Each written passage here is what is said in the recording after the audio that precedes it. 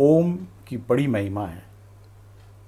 इस शब्द, जो कि मूलतः ध्वनि मात्र है, के बारे में दुनिया भर के विद्वानों ने विभिन्न व्याख्याएं की हैं। जहाँ तक मेरी समझ है, ओम के बारे में जितना कहा या लिखा गया है, शायद ही किसी अन्य शब्द के बारे में कहा गया हो। चाहे इसकी खोज के बारे में, चाहे इसकी आकृति के बारे में, चाहे इसके अर्थ को लेकर, और चाहे इसकी उपयोगिता के संदर्भ में, इतनी जानकारी उपलब्ध है जिस पर पूरा ग्रंथ बन सकता है। वस्तुतः ओम के बारे में जितना कुछ जाने वह अधूरा ही रहेगा।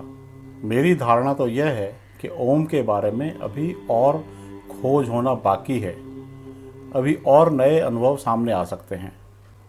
इस सिलसिले में मुझे स्वर्गीय श्री राम सुखदास जी महाराज की बात याद आती है, जो कि उन्होंने अजमेर के सुभाष उद्यान में श्रीमद् भागवत कथा के दौरान कही थी। उन्होंने कहा था कि गीता पर उन्होंने अनेक बार प्रवचन किए हैं, गीता को बहुत कुछ जाना है, मगर जब भी वे प्रवचन करते हैं तो हर बार नए अर्थ निकल कर आते हैं। ऐसा लगता है कि हर बार कुछ छूट जाता है कहने से। इसे मैं ओम के संदर्भ में लेता हूँ। हर बार नया अनुभव होने की बड़ी वजह है, इस दुनिया में हर व्यक्ति अनूठा है, हर आदमी अलग है। थोड़ी बहुत शक्ल मिल सकती है, मगर फिर भी यह पक्का है कि किसी भी व्यक्ति की हूबहू कॉपी असंभव है। इसी यूनिकनेस के कारण ही तो अंगूठे की निशानी और आंख के रेटिना को व्यक्ति की इकलौती पहचान माना गया, जिसका कि उपयोग आधार कार्ड में किया जाता है। यह तो हुई शक्ल की बात। अंदर से भी हर शख्स की अनुभूति अलग होती है। जितने भी लोगों ने ओम को जाना है और व्यक्त किया है, बाद में जानने वालों की अनुभूति उनसे अलग ही होगी, यूनिकनेस के कारण। इसी कारण ओम अनंत है, अनादि है। खैर, मैं मुद्दे पर आता हूँ। मैंने जितना जाना समझा उसकी बात करता हूँ। अव्वल तो ब्रह्मांड में सतत गूंज रही ओम की ध्वनि का उच्चारण करना हमारे स्वर यंत्र के बस की बात नहीं है। अलबत्ता वाद्य यंत्रों से जरूर उससे मिलती जुलती ध्वनि उत्पन्न की जा सकती है। आप स्वयं भी इसे अनुभव कर सकते हैं। कभी निर्जन स्थान पर एकांत में अंगूठों से दोनों कान बंद कर लीजिए। आपको भिन्न भिन्न प्रकार की ध्वनियाँ सुनाई देंगी, जो कि हमारे मस्तिष्क में पहले से संग्रहित हैं। कुछ अभ्यास के बाद गहरे एकाग्रचित होने पर आपको ओम की ध्वनि सुनाई देगी। यही अनहद नाद है। प्रयास करके देखना, आप ठीक उसी प्रकार की ध्वनि का उच्चारण नहीं कर पाएंगे। ठीक वैसी ही ध्वनि पूरे ब्रह्मांड में गूंज रही है। उसकी अनुभूति की जा चुकी है। नासा ने तो उसे रिकॉर्ड तक किया है। वैसे तो उस ध्वनि को सुनने और उस पर सतत एकाग्रता से आप ध्यान में प्रवेश कर जाएंगे।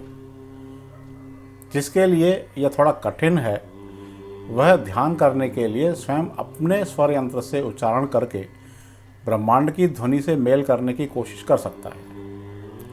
एक स्थिति के बाद मुंह से उच्चारण तो बंद हो जाएगा और ब्रह्मांड की ध्वनि ही सुनाई देने लगेगी। इस अवस्था में भय उत्पन्न होने की पूरी संभावना है, क्योंकि जब हम अपने आप में स्थित हो जाते हैं तो पूरी तरह से अकेले हो जाते हैं। यह अकेलापन भयभीत कर सकता है, क्योंकि हमारा आधार खो जाता है। हम सहारे में जीने के आदी हैं। इस कारण जैसे ही स्वच्छंदता की स्थिति आती है तो वह डर पैदा कर सकती है। वैसे भी हम सब जानते हैं कि अकेलेपन में अमूमन हमें डर लगता है। आपने खुद अनुभव किया होगा कि रात के समय यदि हम सन्नाटे से गुजरते हैं तो अकेलापन दूर करने के लिए या तो किसी देवी देवता का नाम का उच्चारण करते हैं या फिर कोई गाना गुनगुनाते हैं। वह गुनगुनाहट ऐसा महसूस करवाती है मानो हमारे साथ कोई है, हम अकेले नहीं हैं। इसे समझिए, यह अकेलापन तो भौतिक मात्र है जो डर पैदा करता है। जरा सोचिए, ध्यान के दौरान का अकेलापन कितना भयभीत कर सकता है। उसमें तो खुद के खो जाने का अंदेशा लग सकता है। मैं स्वयं उस डर से गुजरा हूँ। कुछ और अनुभूतियाँ भी हुई हैं जिन्हें शब्दों में अभिव्यक्त करना बहुत कठिन है। कभी संभव हुआ तो जरूर करूँगा। फिर मुद्दे पर आते हैं। जानकारों का मानना है कि ओम पर ध्यान केंद्रित होने के साथ ही हम भीतर से पूरी तरह से खाली हो जाते हैं। उस खाली स्थान को भरने के लिए ब्रह्मांड में विचरण कर रही नकारात्मक शक्तियां दौड़कर हमारे पास आ सकती हैं। परिणाम स्वरूप नुकसान भी हो सकता है। कल्पनातीत अनुभूतियां भी हो सकती हैं। विक्षिप्तता का खतरा भी हो सकता है। अमूमन नकारात्मक शक्तियों को रोकने अथवा उनसे बचने की हमारी तैयारी नहीं होती। कदाचित किसी योगी के मार्गदर्शन में ध्यान करने पर कुछ सुरक्षा हो सकती है। यही वजह है कि अनेक विद्वान सलाह देते हैं कि अकेले ओम पर ध्यान नहीं करना चाहिए। ओम के साथ किसी भी मंत्र का उच्चारण कर सकते हैं।